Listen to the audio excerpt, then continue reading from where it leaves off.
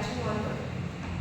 আজকে আমি এখানে এসেছি আপনাদের সম্পর্কে আমার নাম গায়ত্রী মণ্ডল, আরেকবার প্লিজ।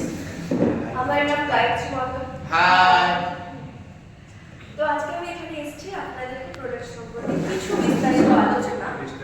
আমরা যখন এখানে এই প্রোডাক্টের সম্পর্কে শুনেছি, সবার প্রথমে আমরা বাইরে গিয়ে শুনি যে মানুষের উপকারিতা, যে মানুষ সেখান থেকে কী কী উপকারিতা পেয়েছে, তাদের কী কী প্রবলেম ছিল, তারা কী করে প্রবলেম থেকে বেরিয়েছে, তাদের কতটা সময় লেগেছে, এই সমস্ত কিছু।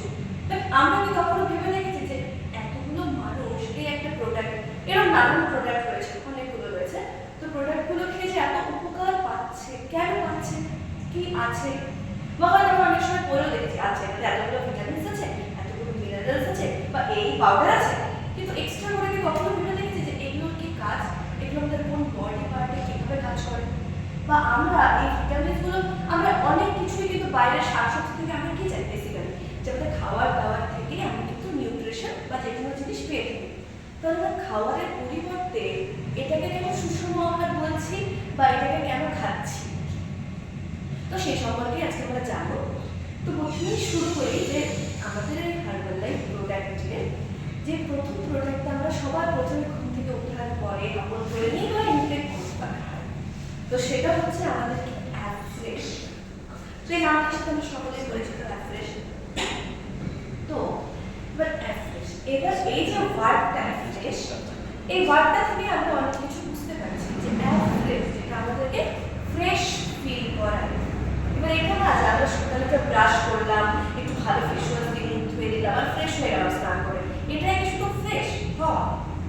আমরা শুধু বাহ্যিক দিক থেকে ফ্রেশ না, আর বাইরে থেকে ফ্রেশ না, আমাদের যদি টোটালি ফ্রেশ হতে হয় তাহলে আমাদেরকে ভেতর থেকেও ফ্রেশ হতে হবে।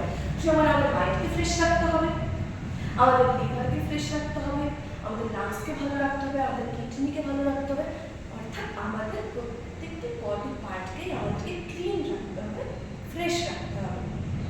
এবার আমরা কিন্তু সকলেই জানি যে সকালে উঠে আমাদের বডি প্রথমে কি চায়? জল। তোমরা অনেককেই দেখি যে সকালে তারা গরম জল খায় সকালে উঠে ঘুম থেকে, কিন্তু আমরা যদি একটু খবরের কাগজ ফলো করি বা দেখি, তাহলে রিসেন্ট যারা বিজ্ঞানীরা রয়েছে তাদের বিজ্ঞান চর্চায় দেখা যাচ্ছে যে তারা বলছে যে সকালে আমাদের শুধু জল খেলেই চলবে না, তাহলে ব্রেনটা সঠিকভাবে অ্যাক্টিভ হবে না। আমরা যদি সকালে উঠে নিজেদের মেটাবলিজমকে হাই করতে চাই বা আমাদের ব্রেনকে অ্যাক্টিভ করতে চাই, মানে দ্রুত করতে চাই, ফাস্ট করতে চাই, তাহলে আমাদের দরকার গরম জলের সাথে কিছু প্রোটিন বা কিছু একটা খাবার বা পুষ্টিকর ইনটেক করা খাবার। তো এবার আমরা সকালে উঠে কী খাই? গরম জলের পর মুড়ি। মুড়ি থেকে আমরা কী পাই? এটাকে আমরা কেউ জানি যে মুড়ি আমাদের ক্ষতি করে নাকি আমাদের মানে শরীরের জন্য উপকার, বা মুড়িতে কি পুষ্টি রয়েছে? আচ্ছা, আমরা প্রথমে জানি যে আমাদের এই প্রোডাক্টের ভিতরে কী কী রয়েছে।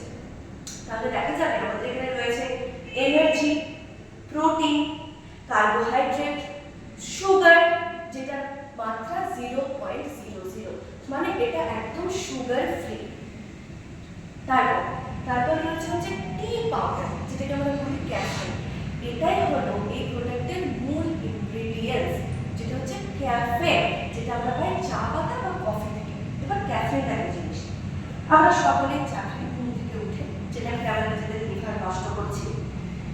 এবার কথাটা হচ্ছে যে আমরা এখানে অনেকেই জানি যে চা আমাদের জন্য খারাপ, কিন্তু অপরদিকে আমরা এটাও জানি বা আমরা জেনে থাকবো যে ক্যাফেনও আমাদের শরীরে প্রয়োজন। এবার আমি দুটো কথা বললাম যে চা আমাদের জন্য খারাপ, চা খাওয়া উচিত না, চা আমাদের বিষের মতো শরীরে কাজ করে, আবার এদিকে বলছে যে চায়ের থাকা ক্যাফেনও আমাদের শরীরের জন্য প্রয়োজন। এবার বলি যে ক্যাফেন মানে চা পাতা থেকে যে উৎপন্ন হওয়া ক্যাফেন, সায়েন্স বলে যে আমাদের শরীর দিনে 400 mg পর্যন্ত ক্যাফেন ইনটেক করতে পারে। এবার 400 mg ক্যাফেন কতটা, এটা কি আমরা জানি? মানে কতটা চা পাতা দিলে বা কতটা কফি পাউডার দিলে 400 mg তার মধ্যে থাকতে পারে, সেই সম্পর্কে আমাদের কোনো নলেজ নেই। দ্বিতীয়ত, এই ক্যাফেনকে আমরা যদি একটু গুগলে বা ফোনে সার্চ করি ক্যাফেন লিখে, তাহলে সবার প্রথমে যে ওয়ার্ডটা ভেসে ওঠা আমার চোখের সামনে ফোনের স্ক্রিনে, সেটা হচ্ছে ড্রাগস।